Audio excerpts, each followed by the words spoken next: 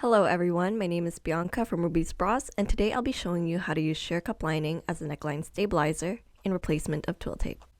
On the table in front of me I have two bra cups. On the right side is one that uses a twill tape method, and if you see from the inside, which I'll turn over right now, you can see that it's nice and it does a job. The lining is secure and it's hiding the raw edges, but it doesn't look that great from the inside. As you can see, it's not the same color, and if your stitching isn't even, it can be very obvious. And what you'll notice is that the white shows through whatever color you're using. So it's great if you're doing a white bra, but for any other color, not so much. Now on the left side, we have a cup that uses the method we work with at Rubies Bras. You can see that matches well with the inner cup's lining, and from the outside you can't really see it as much. Overall, it's just neater to look at, and it gives more of a luxurious feel to the bra. To do this method, you'll need a cutting mat, sheer cup lining, a ruler, thread snips, rotary cutters, and your two bra cups. Now I'm going to unroll the sheer cup lining and lay it flat on the table, using weights to make sure it stays flat.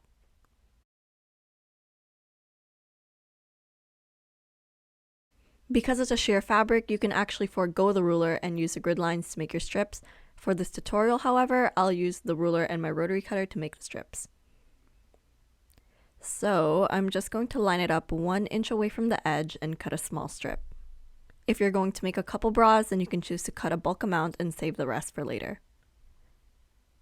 This is all I'm going to need right now, so there you go, your strip is ready.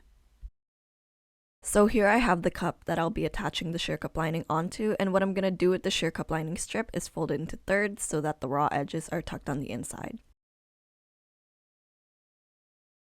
And then we're going to take it to the machine and sew it to the neckline. So I'm just going to take a couple of pins and secure the folded strip onto the neckline.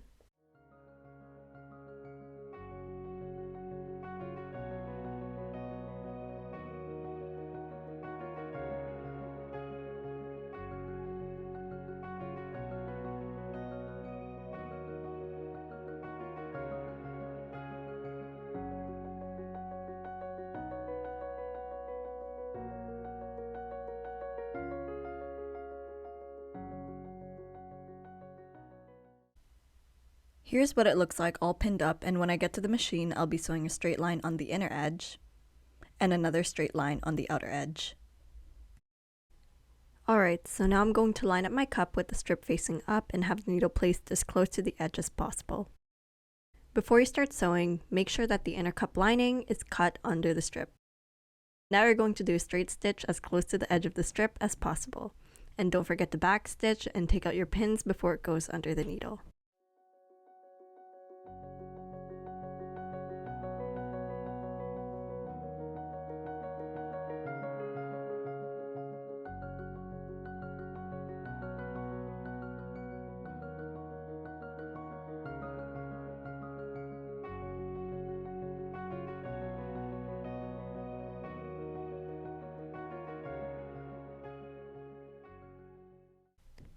When you get to the end, make sure to backstitch and clip the loose ends off.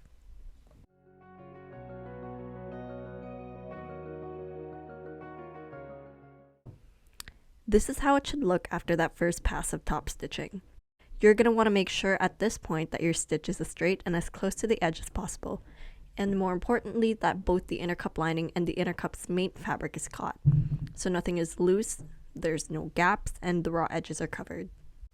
Now I'll be doing the second edge, and like the first pass, you want to keep this stitch as close to the edge as possible.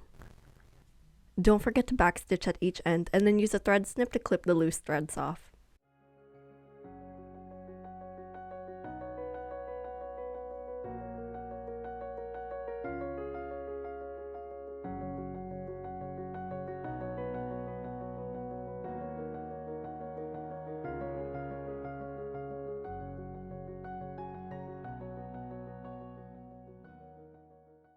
As you can see, there are two parallel lines, and if I flip it over, the stitching is subtle and the sheer cup lining blends in. To finish this off, I'm going to clip the remaining strip. If it's long enough, you can use this piece for the remaining cup or save it for a future bra. Here's what the final product looks like from the inside and the outside. Thanks for watching!